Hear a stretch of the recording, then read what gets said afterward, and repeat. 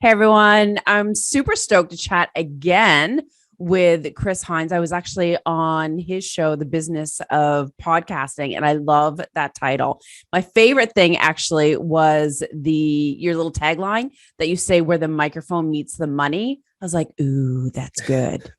I had to go with something that was bold because Yeah, like when I talk to a lot of podcasters, they're scared to talk about the money. I So know. I just wanted to put it out there. Like this show is focused on the Yeah, money. Like this is what we absolutely. care about. I have no problem saying that I want to make money. No problem with it at all. Absolutely, for sure. And so obviously you have your podcast, The Business of Podcasting, you're a podcast, monetization expert. So I had to have you on. And so welcome to the show. Thank you for having me. I'm excited. Let's do it. All righty. And so when it comes to I know for me, like when I think of monetizing or when my clients think of monetizing, they always have one track of like getting sponsors. But I mean, there are other ways to monetize. What do you find in your experience with podcasting? Like, what is the biggest myth when it comes to monetizing your podcast?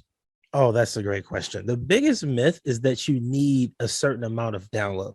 Mm, Like people will believe that you have to have 5,000 downloads an episode or 10,000. I get that that's the perception because when you look at the mm-hmm. top shows that get sponsored, that's Yeah. what they have. But truthfully, if you only have 500 downloads an episode and those 500 people support your brand, Yeah. you could just sell to 10 of them and make $1,000 in a month. Yes, please. It could literally be that simple. But I do think what you said about the one track mind of sponsorships is why so many people get stuck on that myth of, oh, I need to get my show to this many downloads and then I can monetize. I think when you launch your show, you should be planning how you're going to monetize from day one, especially if Yes. you have a co-host. Like figure it out early on. That's a great point because one of my questions was going to be when should you start thinking about how to monetize your podcast? Because some people will be like out of the gate, that's where their mindset are, or some people are like you said, like waiting for the 5,000 downloads or wait until I've done the podcasting for like 2 years or whatever it may be. Yeah, and there's no time frame for it. I've monetized multiple shows. I remember this kind of blew my mind the first time I did it. One show I launched, it was a music podcast where me and a buddy of mine literally were just going to talk about music. So I went to a company and I said, hey, here's an idea I have. This is how we're going to talk about music. Here are the segments we have. And we're going to interview some artists as well. We'll bring on guests to be part of the Sweet. show. Not the entire show, but just part of it. Mm-hmm. And they loved the concept.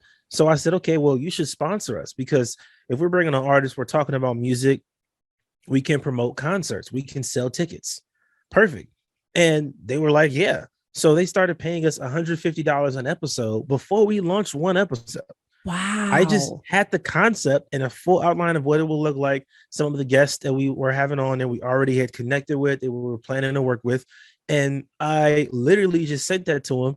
We got on the phone and talked about it. And they agreed to like a 2-month package of 2 episodes a week at $150 an episode. And it was mind blowing. I'm like, wait a second, I don't even have a logo. So I was kind of nervous. Like, I need to make sure this looks good. But them Yeah. saying yes was like, that was mind blowing. That was the first time I did that in about 2018, maybe, or 2017. And that was mind blowing to me. That blew my mind. That's when I knew you don't need a certain amount of Yeah. downloads to Yeah. even get sponsored. That is the best story ever.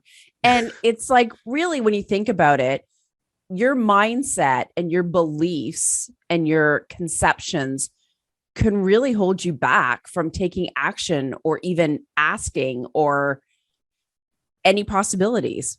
Yeah, because if you tell yourself, I can't get sponsor or make any money until I reach this download mark, that's exactly what's going to happen. That's exactly what's going to happen. Yeah. You won't even be thinking about how to monetize or how you can make money or how you can create products or get sponsored or anything because you're so focused on the downloads. Now you become one of those podcasters that look at the stats page and you just refresh Yeah. and you refresh. Yeah.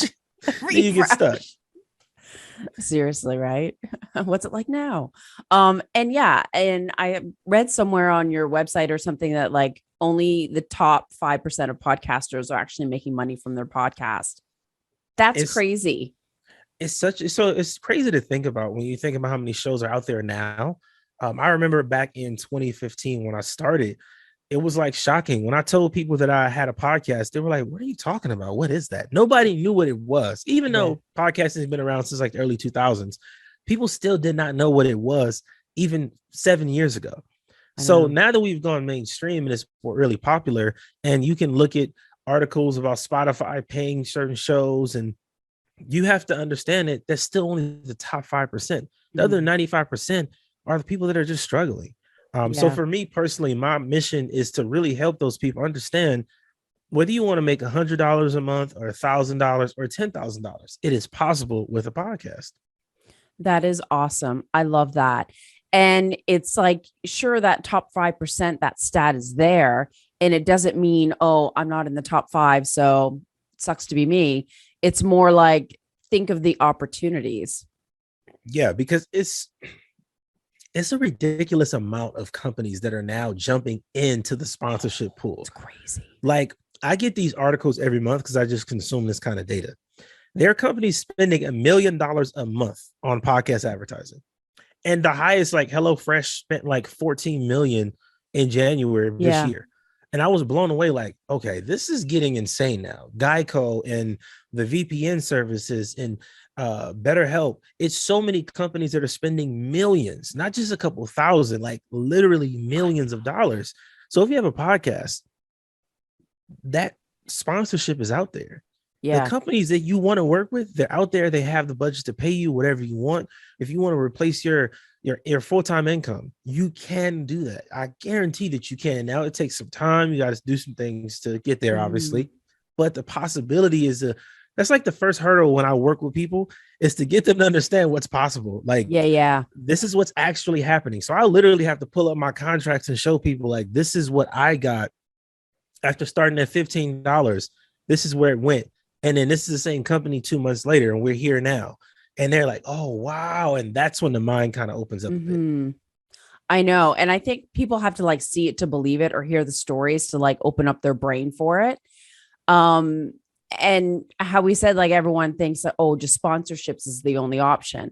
And I love how you have like three different tiers of like different ways of how to monetize. So can you kind of step us through those? Yeah. So the tiers is a process I've broken down after working with, man, I've worked with so many podcasters now that I kind of understand how to categorize hosts. Yeah. And the way it really works is the bottom tier is the beginner tier. That's where everything starts. That's where all of us start. Don't be ashamed Mhm. you're at the bottom. That's just where it is. It's how it goes. Yeah. And that's the beginner phase. And when you're a beginner podcaster, your main focus should be working with companies as an affiliate because you don't have a lot of credibility. You probably don't have an Mhm. audience. So it's going to be harder to get sponsored or even sell your own products. But you could easily sell the products that you know your audience uses. Yeah. Simple, whether it's software, whether it's clothing, it could be books, anything. Whatever you can get your hands on that you know your audience loves, that's what you Yeah. promote. And what I teach people is in that beginner phase, the best thing to do is work with companies you would want to sponsor you because tier two is the experience level. That's where most podcasters fit. Like you make it out of that beginner stage, and beginners really when you're not past 25 episodes, maybe. The experiences you've put into work. You've Mhm. done this, you got a system, a routine. And at that level, you can focus on sponsorships because brands will take you more serious now. You have Right. a content catalog. And those companies you work with as an affiliate could possibly be sponsors. That's true. The That's a good top point level, because you already have the relationship with them. You're just building exactly. on it. Yeah, and I teach people when you sign up as an affiliate, don't just be an anonymous affiliate. I will email the company. I'm going to find you on LinkedIn. I will DM your CEO on Twitter. You're going to know who I am. Even if we don't work together, you will Yeah. know who I am because I just think that that's how you build those relationships, even if it doesn't work. I connected with Rode Microphones in maybe like 2018. It was like years ago when I was like really getting into podcasting and working with people. And we didn't work together until last year in 2021. That just kind Mm. of puts it into perspective of how wild a journey it is sometimes when you're trying to get sponsored or work with these brands. So beginner tier, focus on being an affiliate. Once you get past 25 episodes, then you can become an experienced podcaster and you can focus on sponsorships. At the top, we have advanced. That's when you've put in the work. You're probably past 100 episodes. You've built the community. You have connections around your industry, your market. You've done a lot of interviews. And at that level, you should be focused on creating products or services to serve your audience. So when you look at each tier, there's a strategy you should be focused on to monetize that I find would be the easiest. But my main point here too is you don't have to do all of them at the same time. The best thing to do is focus on one and get that generating revenue, get it with some consistency, a nice flow, and then you can add more over time. But in the beginning, there's one specific strategy you should focus on based on your tier. Yeah. And that makes total sense. And for me, like that simplifies it. It's like, okay, I don't need to think about that quite yet. Have it in the back of my mind and build those relationships. And I'm totally like you, where I'm liking the CEO and commenting on their posts because you just like, why wouldn't you? Because you never know. And for me, I'm like, I want them on my show. Right. I want to interview you. Like, you'd be an amazing guest. And, it's funny. I talk to a lot of podcasters who tell me, I'm going to monetize my show. I'm working on a course and they have 7 episodes. I'm like, so who's going to buy the course? Like, who do you have that's even in line to help you build it? Right. Because when you're at that advanced level, you build a community, you have an audience. So the advanced podcaster has an advantage you don't as a beginner. When I'm at advanced, I can reach out to 25 of my listeners and have them help me build the course and then go and pre-sell that course to them and immediately make $10,000 because I went through that process of pre-selling my program to my audience that I actually want to work with. So in the beginning, you shouldn't be trying to make a course. Please stop doing that. That is not, it's not going to work. I'm just being honest with you. It's not going to work. I'd rather honesty. And it's going to frustrate you. I promise you. Yeah. Absolutely.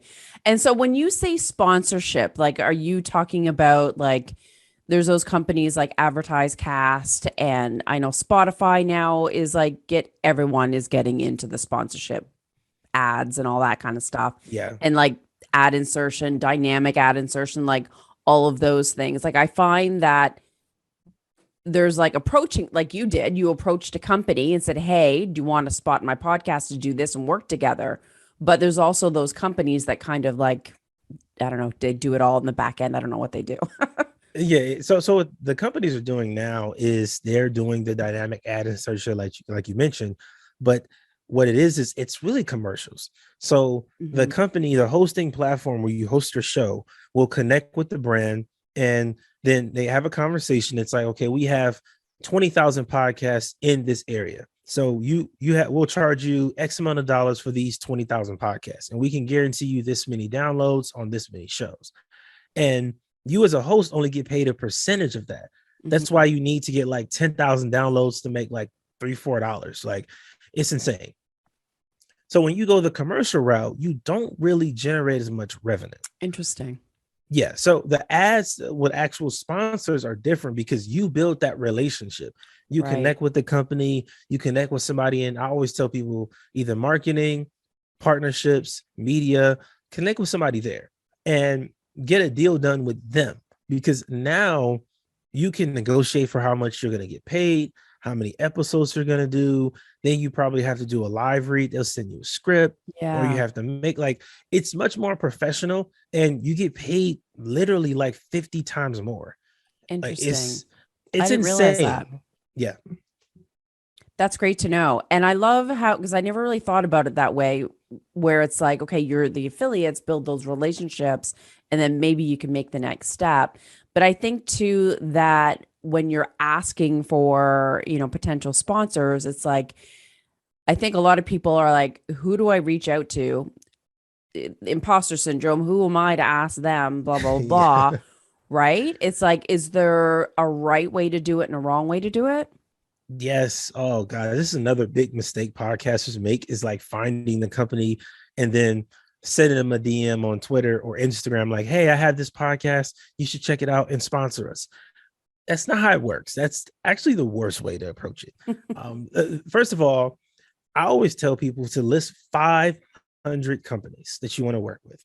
500, not 438, 500. I know it sounds like holy Hannah. It's a lot because it is, but that's just how the game works. So the reason why it's 500 is because you're not going to get a response from like half. So I always tell people to reach out to 500 companies. And the best way to look at it is categorize them. So you have three categories. You got the big, massive brands, Apple, Google, Nike. I emailed those companies too. And the funniest thing is they'll give you a response.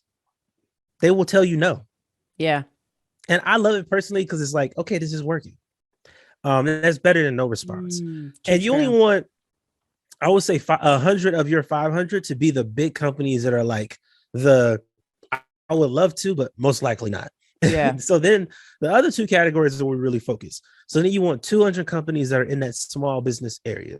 You know, the brands that we know are out there, that we know exist, but they aren't as big as the top companies. And those are the easiest to find because you could literally do a Google search like top 10 brands for apparel, top 10 brands for coaches, top software tools for blank. And then you categorize that, you're looking through those lists, you'll find a ton of companies searching that way on Google. You can go to the Better Business Bureau website and look there to see what companies are out there. You can go to Instagram and look inside of your specific market and look for the business accounts in that market. You're going to find a ton of companies. And that should be another book of your list of potential sponsors, that 200. Now, the other 200, you literally want to go and look at the shows that are in your market that are already getting sponsored. Who's sponsoring them? I was just going to ask that. It's just the easiest way because the companies don't see it like we see it sometimes like, oh, that's competition. They see it as we want to get the entire market. Yeah, so it's another opportunity for them.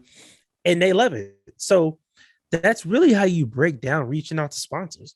You know, you have 200 of the companies that are already sponsoring podcasters or even YouTubers. Look on YouTube as well, because some companies are using YouTube, but they aren't in podcasting just yet, but they want to be. So you could get some from there as well.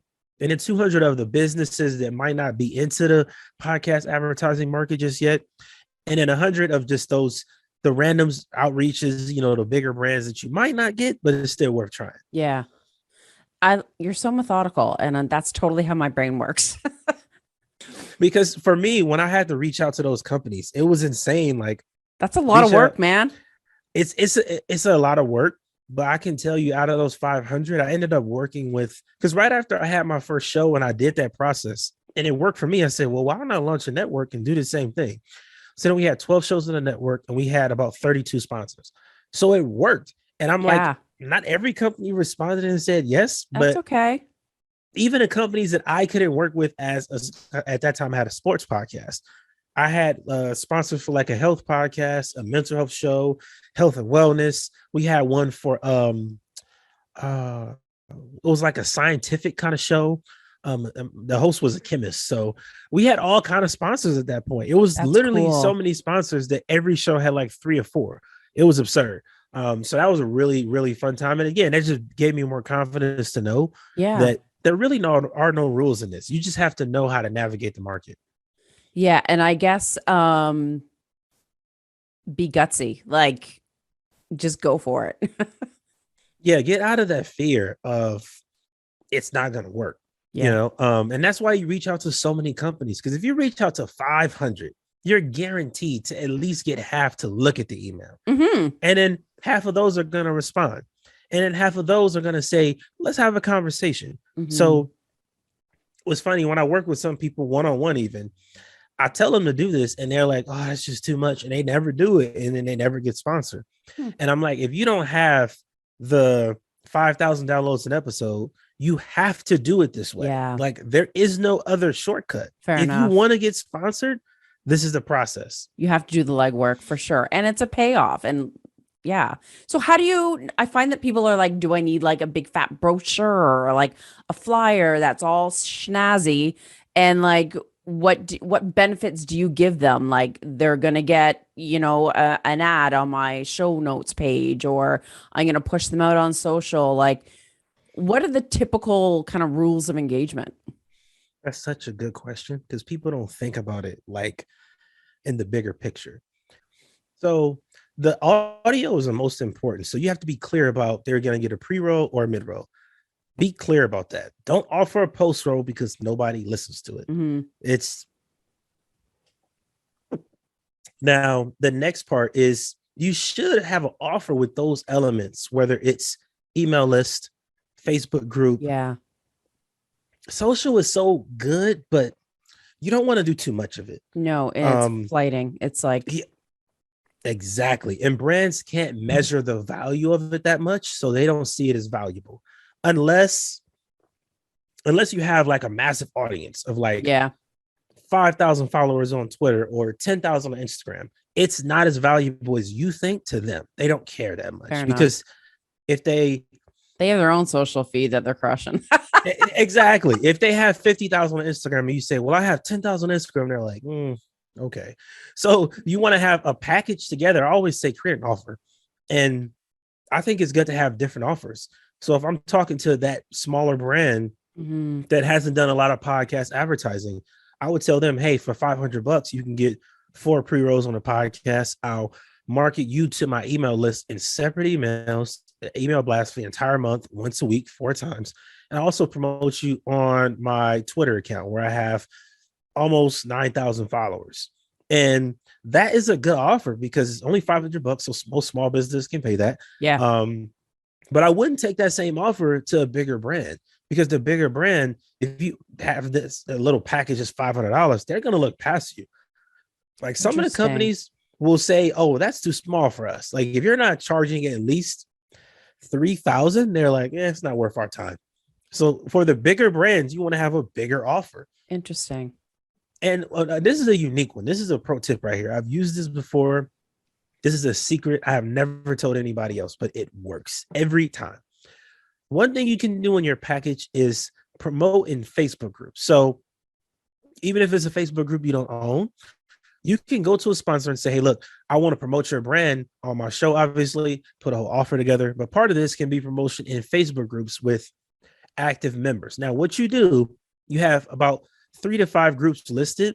You combine all the members and you want to go to the group owner, obviously, connect with them and make sure you can promote in that group. And then what you do is tell a sponsor, hey, look, I have access to 20 different Facebook groups and I want to promote you in 5 of them specifically that have 250,000 active users. And that's a part of the offer. Now, when you get paid from the sponsor, obviously, you might be able to break a deal. Sometimes the group owners will let you promote for free. But if they don't, tell them, hey, here's $100. Let me post this. Here's a kickback. Most of the time, yeah, because they are making a ton of money from those groups all the time. I see this with so many so many mom groups and like parenting groups. Oh, yeah. I'm waiting for a mom podcaster to come to work with me so I can help them. Like, I just know it's going to work because it's so many and they have active members. And if you work with one of these kids' clothing brands or something, that's an easy way for you to bring in a lot of revenue. And that's a group you don't own, but you have access to. And you can promote. It's a really unique strategy that I've used when I was in the sports world. Yeah. So I know it works. It's really underutilized right now by other podcasters. And it's like leveraging those connections that you have and just making a win-win for everybody. Yeah, because if you go to that group owner who has a group and they just manage it and they have other admins, but they aren't making any money really, because not all of them sell products, not all of them are coaches, not all of them sell a book or something. So when you tell them, hey, I'll pay you $100, $200 for a couple posts in here in a month, like they're gonna accept that. And if if you charge $1,000 for that and you have to pay $100 to do the post in a couple groups, you still make $900. Seriously. Simple. It's a no-brainer. Yeah, exactly. And so for the ad reads or like the ads that are in your actual podcast episode, do you find there's like a right way to do it, time frame? Like, are they better slotted in at the beginning of the podcast, the middle, or the end? Definitely the beginning or the middle. And I would say if you're doing live reads, because the professionalism is super underrated in podcasting. Most podcasters aren't even ready to be sponsored, to be honest, because it's something that you have to, it's a skill, being able to transition from your topic to an ad and then back to your topic smoothly to where it doesn't even sound like an ad is a skill. You have to learn how to do that.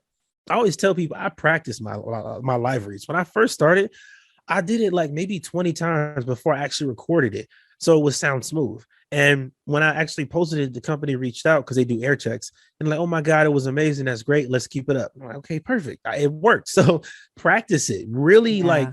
when you get that script, practice it and build the skill because it's noticeable. And if you don't do a good job, brands notice. I had companies that would reach out to me because hosts on my network weren't doing the live reads correctly. And they're like, hey, you got to Interesting. go back and re-record this and like fix it. Or the contract is done. And they can say that Dang. because it's in the contract. So they take that part very seriously. Yeah. That makes total sense because like for me, when I hear an ad read, like marketing mind, I know what it is, but it sounds supernatural. Like they're like if I did, oh, I use this mic and it's this and whatever, like you can segue it in so it feels like a natural endorsement versus like an ad read.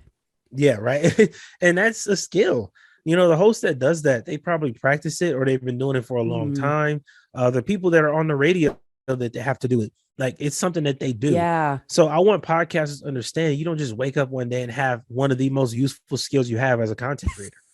Like you got to practice it. Yeah. And I guess even like listening to other podcasts, hearing the ads, hearing the ad reads, and just like absorbing it and seeing the different nuances and styles and what sounds right so that you can kind of wrap your head around it. Yeah, go and listen. That's why it's so important to listen to other podcasts. They're like, I don't want to say better than you, but like that have been doing it longer. Yeah. Like, yes, just go listen to them because they'll teach you a lot. Yeah. That's awesome. And so, how do you like, who do you help specifically?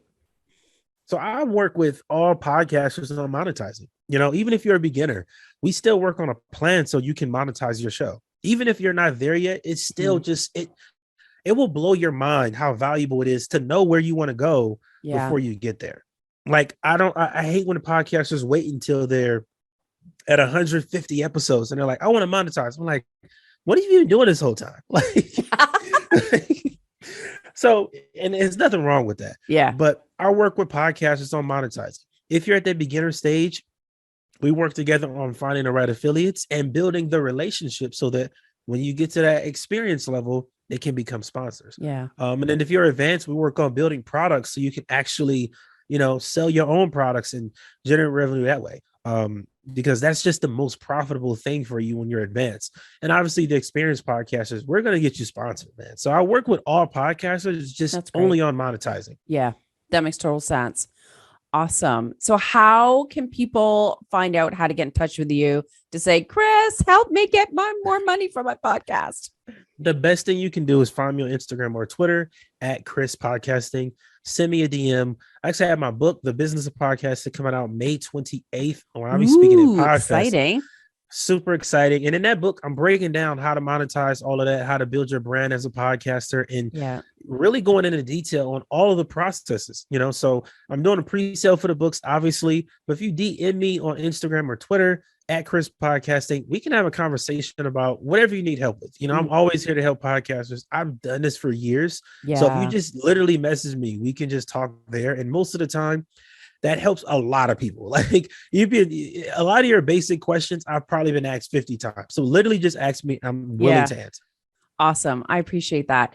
And share with me, Chris, when your book is live, and I'll share it with my list and on social just so that everyone has access to it as well.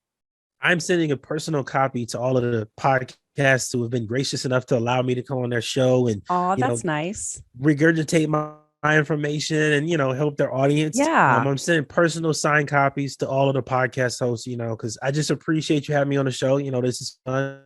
it is fun. Awesome. You're the best. It was fun to be on your show. You're awesome here. You're so easy to chat with. I appreciate you. Thanks for coming on. Thanks for having me.